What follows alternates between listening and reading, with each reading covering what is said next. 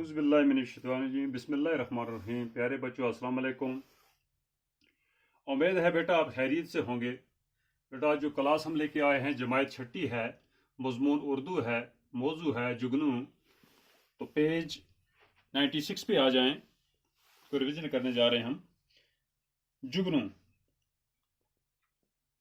برسات کی رات تھی اندھیری، کچھ نیند اچھٹ گئی تھی میری، پانی جو برس کے کھل گیا تھا، گلشن کا غبار دھل گیا تھا، بیدار تھی باغ میں اکیلی، پھولوں سے لدی ہوئی چمیلی، اتنے میں جو روح چلی ہوا کی، قسمت ہی چمک گئی فضا کی، ہونے لگی جگنو کی بارش، فطرت کے جمال کی تروش، روشن تھا اس قدر اندھیرا، گویا ہونے کو تھا سویرا، جگنو اس طرح اڑ رہے تھے، ہیروں میں پر لگے ہوئے تھے، پیپل تو چنار بن رہا تھا، ہر شاخ سے نور چھن رہا تھا، ظلمت موتی لٹا رہی تھی، پریوں کی بارات جا رہی تھی۔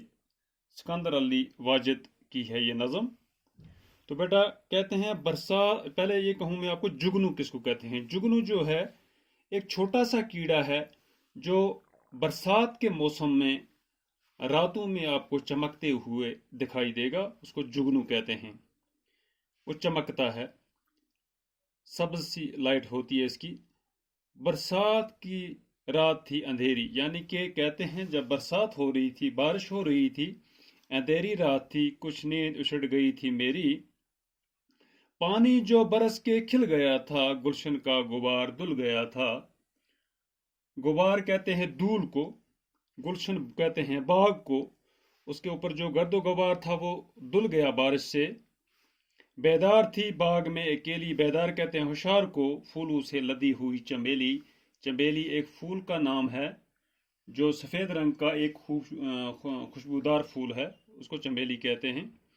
تو پھولوں سے لدی ہوئی یعنی کہ پھول ہی پھول اس کے۔ اتنے میں جو روح چلی ہوا کی، یعنی کہ وہاں سے روح ہوا کی چلی، جب ہوا چلی، قسمت ہی چمک گئی فضا کی۔ فضا پوری فضا میں یعنی کہ اس کی وہ بو نکلی۔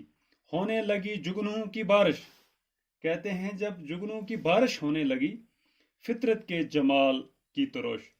جمال کہتے ہیں خوبصورتی کو، تروش کہتے ہیں ٹپکنا، یعنی کہ قدرت کی طرف سے جس طرح جو بنائی ہوئی یہ چیز ہے جگنو، چھوٹا سا کیڑا ہے لیکن چمک ہے اس میں، تو یہ ٹپکنے لگے۔ روشن تھا اس قدر اندھیرا، یعنی کہ اندھیرے میں اتنی بڑی روشنی ہو گئی، گویا ہونے کو تھا سویرا، یعنی کہ سویرا صبح ہونے لگی۔ جگنو اس طرح اڑ رہے تھے، ہیروں میں پر لگے ہوئے، جس طرح ہیروں میں پر لگے ہوں اس طرح جگنو اڑ رہے تھے۔ پیپل تو چنار بن رہا تھا، ایسا چمک رہا تھا، یعنی کہ پیپل جو ہے وہ چنار بن رہا تھا، ہر شاخ سے نور چھن رہا تھا، ظلمت موتی لٹا رہی تھی، پریوں کی بارات جا رہی تھی۔